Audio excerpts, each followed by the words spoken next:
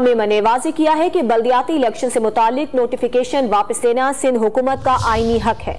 Election commission कानून के तहत सूबाई हुकूमत के इस फैसले को रद्द नहीं कर सकता।